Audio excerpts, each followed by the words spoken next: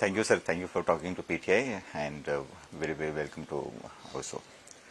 Sir चुनाव 3 phase होने को आ रहा है, पूरे चारों तरफ आप घूम रहे हो, अच्छा चल रहा है, क्या ट्रेंड देखने को मिल रहा है चारों तरफ?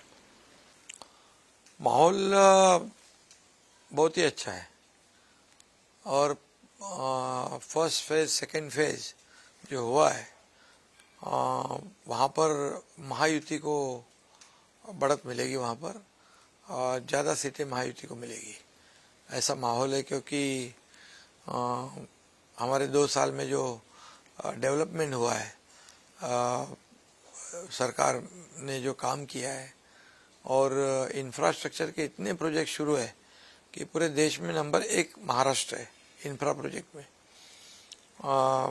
कनेक्टिविटी है और बाकी भी सब कुछ जो रोड है, अटल सेतु है, नागपुर मुंबई समृद्धि हाईवे बाबा साहब ठाकरे जी के नाम का हमने बनाया है। मेट्रो के काम उद्घाटन हुए मोदी जी के हाथ से, कारशेड का काम शुरू हुआ। कई जो इंफ्रा प्रोजेक्ट है बड़े पैमाने में जो बंद पड़े थे या बंद कराए थे, वो सब शुरू हो गए, चारों तरफ काम शुरू है। स्कीम्स जो हमारी सरकार की है, ये किसानों के लिए, महिलाओं के लिए, युवाओं के लिए, सीनियर सिटीजन के लिए ये बहुत बड़ी अच्छी स्कीम सरकार ने शुरू की है। और इंडस्ट्री आ रही है यहाँ पर, इंडस्ट्री महाराष्ट्र को पसंद कर रही है, प्रायोरिटी दे रही है। और ये देखा जाए तो इंडस्ट्री फ्रेंडली स्टेट अभी हमारा हो गया है, विश्वास के साथ लोग आ रहे हैं और उससे एम्प्लॉयमेंट भी बड़े पैमाने पे जनरेट होगा, लोगों को काम मिलेगा। और इसलिए ये सब काम के बलबूते में लोग हमारा साथ देंगे। तो प्राइम मिनिस्टर मोदी से आपकी कई बार मुलाकात होती रही है, अभी चुनाव के पहले भी, चुनाव के समय भी। वो क्या चाहते हैं महाराष्ट्र के बारे में, वो क्या बोलते हैं कि महाराष्ट्र को कहाँ के लिए क्या करना चाहिए? महाराष्ट्र उनका बहुत ही प्रेम है महाराष्ट्र के ऊपर और डेवलपमेंट के लिए वो हमें हमेशा सपोर्ट करते हैं। ये केंद्र और स्टेट की डबल इंजन की सरकार काम कर रही है और हमारे जितने भी प्रस्ताव है, रेलवे के हैं, रोड्स के हैं, अर्बन डेवलपमेंट के हैं, इरिगेशन के हैं, वो काफ़ी मदद कर रहे हैं हमें। और उनका यही कहना है कि पूरी तरह स्टेट में बहुत पोटेंशियल है डेवलपमेंट का करने का, आप करो, सेंटर आप सपोर्ट करेगा। काफ़ी उनका सपोर्ट है हमें और इसका सीधा फायदा पब्लिक को हो रहा है, इसलिए लोग खुश है। पहले सरकार में सब ठप था, बंद था, कुछ भी शुरू नहीं था। एक बहुत बड़ी लड़ाई महाराष्ट्र में रही है अभी शिवसेना को लेके। आप इलेक्शन कमीशन ने, अथॉरिटीज ने आपको रियल शिवसेना बताया है। साथ में उद्धव ठाकरे बोलते हैं कि लेगेसी है, तो वो बाला साहब के बेटे हैं तो उनका शिवसेना है। काम के हिसाब से अगर मैं पूछूं तो कौन कौन सा काम आपको ऐसा लगता है जो शिवसेना का एजेंडा है, जो महाराष्ट्र की सरकार में आपके रहते हुए हो रहा है, जो सिर्फ जिससे लगे कि काम के हिसाब से, कि असली शिवसेना तो आपको बता दिया गया है, लेकिन काम के हिसाब से शिवसेना का कौन कौन सा एजेंडा आपको लगता है कि? डेवलपमेंट, जो हमारी सरकार जो है आम आदमी के लिए बनाई हुई सरकार है। और जब 2019 में चुनाव हुए तो बीजेपी और शिवसेना के गठबंधन की सरकार बननी चाहिए थी, लेकिन उन्होंने तो बाला साहब ठाकरे जी के विचार को छोड़ दिया सीएम के कुर्सी के लिए, और वही विचार हम लेके आगे बढ़ रहे हैं और उनके विचार के ऊपर आधारित ये सरकार बनाई हमने। आदरणीय प्रधानमंत्री जी ने, गृह मंत्री जी ने हमें पूरा सपोर्ट किया और आज जो सरकार काम कर रही है उसमें इतनी बड़ी बड़ी स्कीम्स हमने शुरू की है, वो उसके साथ डेवलपमेंट हमारा मेन एजेंडा है। ये सरकार पूरी तरह जितना पोटेंशियल है, आज कनेक्टिविटी, ट्रैवल टाइम इतना कम है, अटल सेतु 2 घंटे लगते हैं, उसमें 20 मिनट में अभी पहुँचता है।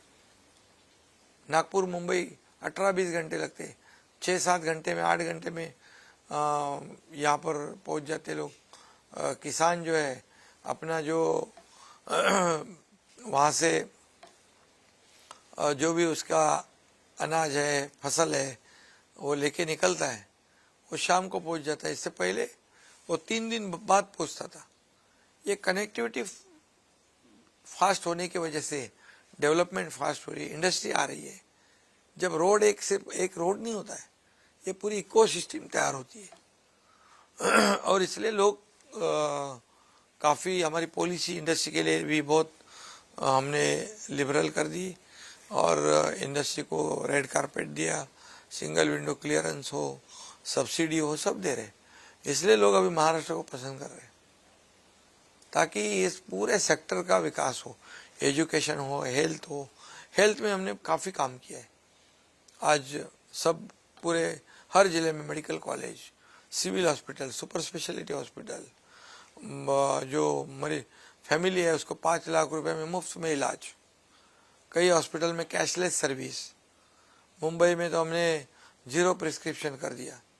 ये हेल्थ में भी बहुत काम, लोगों को चिंता होती है बीमार होने के बाद क्या करेंगे। जैसे मोदी जी ने आयुष्मान भारत किया, वैसे यहाँ महात्मा ज्योतिबा फुले। एजुकेशन में काफ़ी बदलाव आया है, मॉडल स्कूल बन रहे हैं, एजुकेशन का स्टैंडर्ड बढ़ रहा है। तो ये सब चेंज बहुत आ रहा है। सर, आपने बोला कि उद्धव ठाकरे सूडो हिंदुत्व करते हैं, फेक हिंदुत्व करते हैं। तो क्या था उसके पीछे? कौन कहते हैं? वो कहते हैं उद्धव ठाकरे सूडो हिंदुत्व कर रहे हैं, तो बोलते हैं कि लेकिन साथ में काफी लोग बोल रहे हैं कि हिंदुत्व पार्टी नहीं है, और लेकिन शिवसेना का नाम रख रहे हैं। वो कैसे हिंदुत्व पार्टी है? बाला साहब ठाकरे जी का विचार उन्होंने छोड़ दिया। सावरकर जी का अपमान कांग्रेस करता है, उनके साथ में बैठ लिया।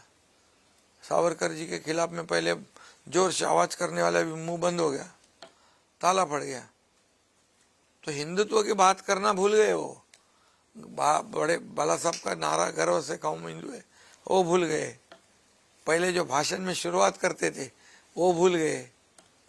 बाला साहब ठाकरे जी को हिंदू हृदय सम्राट कहते थे, अभी वो भी नहीं कहते। एक हिंदुत्व छोड़ दिया है उन्होंने। बाला साहब ठाकरे जी के विचार छोड़ दिए। इसका मतलब हिंदुत्व से परे हो गए हो। और आज इसलिए मोदी जी ने भी कहा ना कि असली और नकली कौन है। लोगों के साथ विश्वासघात किया उन्होंने।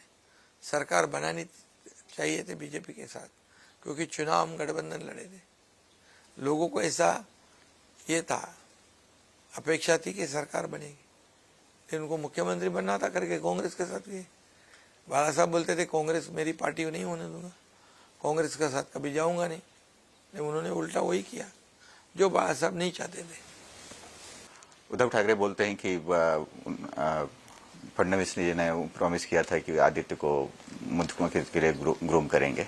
आपने भी काम किया है, उद्धव ठाकरे जी के साथ काम किया। उससे पहले बहुत अच्छी तरह काम किया। उससे पहले आपने बाला साहब के साथ काम किया। बाला साहब के साथ उनके क्या लिए डिफरेंस था दोनों के काम के? नहीं, अभी तो ये तो नई बात मैं सुन रहा हूँ, नया जुमला है। अभी पहले बोले अमित भाई बोले 2.5 साल देंगे, अभी 2.5 साल देंगे, बंद कमरे के अंदर बात हो गई। अभी 2.5 साल लेना था तो जब देवेंद्र जी उनको फ़ोन कर रहे थे मीटिंग करेंगे, 50 फ़ोन करने के बाद एक भी फ़ोन नहीं लिया। इसका मतलब उनको बैठना नहीं था। बीजेपी के साथ अगर बैठते तो पहले 2.5 साल उनको अगर कमिटमेंट की होती तो बाद में मिलता ना, पहले उनको चाहिए था। और इसलिए उन्होंने ये सब कांग्रेस और एनसीपी को साथ में ले लिया। और उनके बाला साहब ठाकरे जी थे, वो बहुत बड़े विचार वाले थे, कार्यकर्ताओं के पीछे खड़े रहने वाले थे। उनकी बहुत बड़ी सोच थी, ये देश का विकास, राज्य का विकास और हिंदुत्व को आगे बढ़ाना। ये एकदम उल्टा काम है इनका। ये खुद का कैसे स्वार्थ साध्य करे, कार्यकर्ताओं के कुछ लेन देन नहीं, पार्टी से कुछ लेन देन नहीं। और शिवसेना का जो है, ये मुख्यमंत्री रहते हुए शिवसेना की जो हालत हो रही थी, विधायक लोगों को कोई पैसे नहीं मिल रहे थे, फंड नहीं मिल रहे थे, कैसे मुंह दिखाएं, कैसे फेस करेंगे। सब चिंता में थे। कार्यकर्ता उनके रहते हुए जेल में जा रहे थे। इसका मतलब क्या है? शिवसेना पूरी तरह उसका दबाने की कोशिश सब थी। और ऐसे हालत में ये बाला साहब ठाकरे जी के विचार और इनके विचार पूरे भिन्न थे।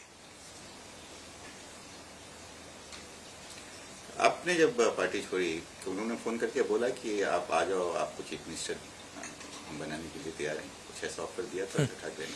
मुझे मेरे पास आदमी भेजा, वहाँ मेरे से बात कर रहे थे, या मेरे को पार्टी से निकाल दिया, बोले मेरे पुतले जला दो, ये करा दो, घर पे हमला करो, ऐसी मीटिंग हो गई और हमारे साथ बात करने को आदमी भेज रहे।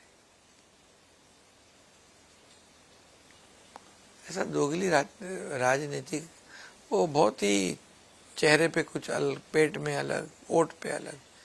बाला साहब ठाकरे जब बोलते वो फिर मुकरते नहीं, एक बार बोल दिया वो बोल दिया, वो ताकत थी। बाला साहब ठाकरे वापस नहीं बन सकते ना। एक ही चुनाव में हम कुछ देख रहे हैं कि आज फारूक अब्दुल्ला ने बोला कश्मीर में कि अगर हम पीओके लेंगे तो पाकिस्तान ने चूड़ियां नहीं बंद कर रखी है। यहाँ पे हेमंत करे के शहादत पे बात उठी है कि आरएसएस लिंक्ड पुलिस वाले ने गोली मारी थी।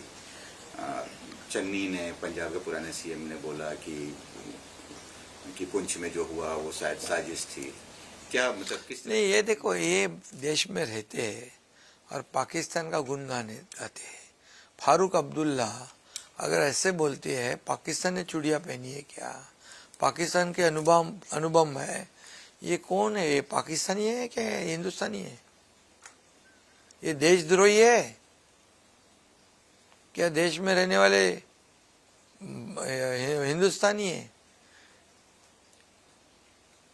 इनको तो देशद्रोह का मामला दर्ज करके उनको जेल में डालना चाहिए। और करकरे के हेमंत करकरे जो शहीद हो गए, उनके सवालिया खड़ा करना, उनके शहादत पे सवाल खड़ा करना, ये कौन सी देशभक्ति है? कसाब की गोली नहीं लगी तो कसाब, ये पाकिस्तान पे पहले बोलता था कसाब हमारा नहीं है, लेकिन आखिर में उसको कबूल करना पड़ा, कसाब पाकिस्तानी नागरिक है।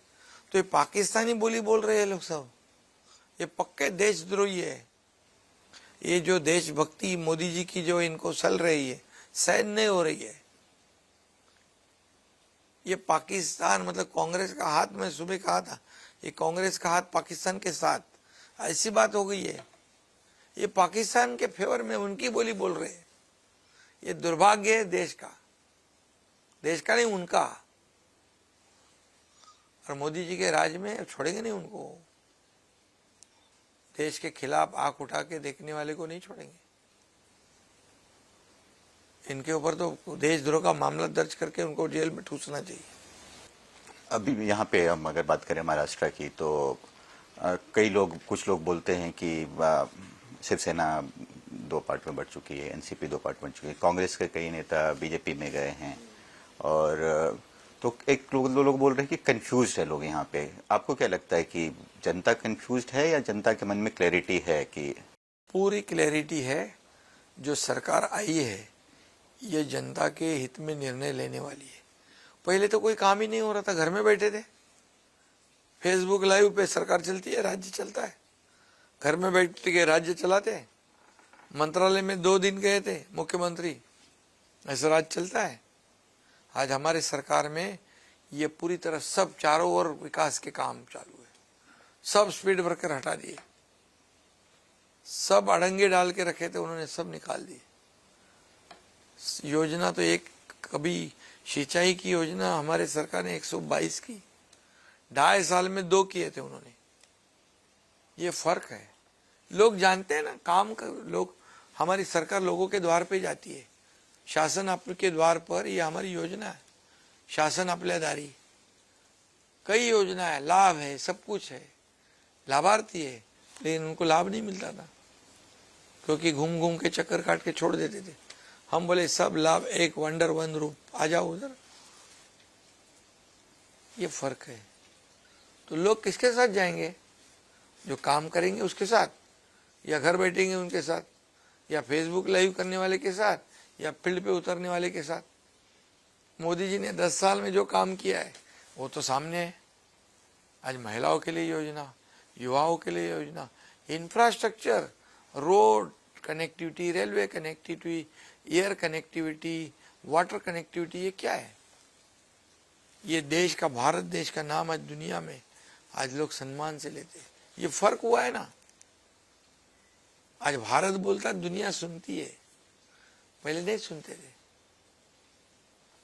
एक दबदबा, एक वजूद, एक ये मोदी जी ने तैयार किया है। ये अभी मजबूर सरकार नहीं, मजबूत सरकार है। इसलिए तो पुलवामा का बदला लिया ना, बालाकोट में सर्जिकल स्ट्राइक करके। तो ये ताकत अभी अपनी देश की ताकत बढ़ रही है, यही उनको खटक रहा है, यही हजम नहीं हो रहा है। ये दुर्भाग्य है। जिस चुनाव में आपको जितनी सीट थी उससे ज्यादा सीट शिवसेना को मिली है, और क्या हम इसको ये मान के चलें कि जब 5-6 महीने बाद विधानसभा चुनाव होने वाला है, तो आप, सिंस आपके पास एक्सपीरियंस भी, आप ये सरकार कंटिन्यू रहेगी और आप सीएम फेस रहेंगे, बीइंग द बड़े भाई की तरह इस गठबंधन में तीनों पार्टी? अभी तो देखो हमारा उद्देश्य क्या है, प्रधानमंत्री मोदी जी को बनाना, तीसरी बार मोदी जी को प्रधानमंत्री बनाना और फुल मेजोरिटी लाना। जैसे मोदी जी ने संकल्प किया है 400 पार, उसको हमारे महाराष्ट्र में से हमारा मिशन 45 सक्सेस करना, ये हमारा टारगेट है, ये हमारा एजेंडा है, बाकी तो बाद में। प्रधानमंत्री मोदी जी ने एक और अभी एक तरह से शरद पवार को जिम्मेदार ठहराया है महाराष्ट्र के दुर्दशा के लिए, भटकती आत्मा और कुछ बोला। आप क्या कहते हैं? नहीं, वो तो कितने सालों से महाराष्ट्र में है। महाराष्ट्र में कितनी, महाराष्ट्र में राजनीति में है, केंद्र की राजनीति में है। महाराष्ट्र कहाँ से कहाँ प्रगत होना चाहिए था। एग्रीकल्चर मिनिस्टर भी रहे। हमारी सरकार ने किसानों के लिए जो किया वो अब तक कोई सरकार ने नहीं किया, मैं दावे के साथ कह सकता हूँ। 6,000 रुपया केंद्र सरकार मोदी जी दे रहे, 6,000 हम मिला रहे, उसमें 12,000 रुपया किसान को मिलेंगे हर साल। क्रॉप इंश्योरेंस, पीक बीमा का 1 रुपया में हम उनको दे रहे हैं, प्रीमियम हम भर रहे हैं। कई योजनाएं किसानों के लिए की। सिंचाई के प्रकल्प कितने किए। तो हमारी सरकार ने किसानों को बहुत ही प्राथमिकता दी है। लास्ट में एक सवाल, मराठा रिजर्वेशन को लेके काफी आपने भी किया है। आजकल राहुल गांधी भी रिजर्वेशन के बारे में बहुत कुछ बात करते हैं, बोल रहे हैं कि और 72% तक ले जाएंगे, बढ़ाएंगे। आपको कभी लगता है कि वो आपसे इंस्पायर होकर कर रहे हैं? मराठा रिजर्वेशन जब मिलना चाहिए था, देना चाहिए था, और जिनके हाथों में था उन्होंने नहीं दिया। मराठा समाज का सिर्फ फायदा उठाया और उनको रिजर्वेशन से वंचित रखा।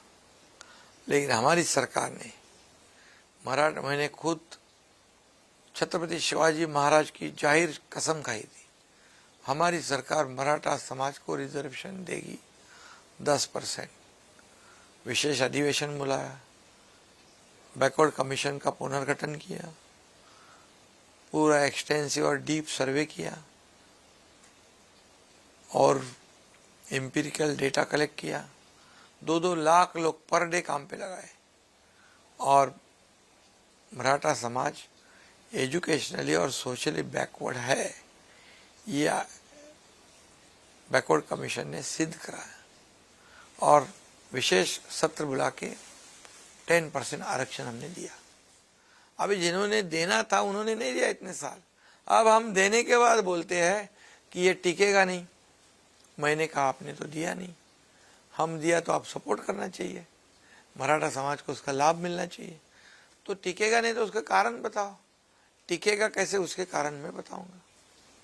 और कई लोग कोर्ट में गए, लेकिन कोर्ट में उसको स्टे नहीं किया है। आज मराठा समाज का आरक्षण लागू है।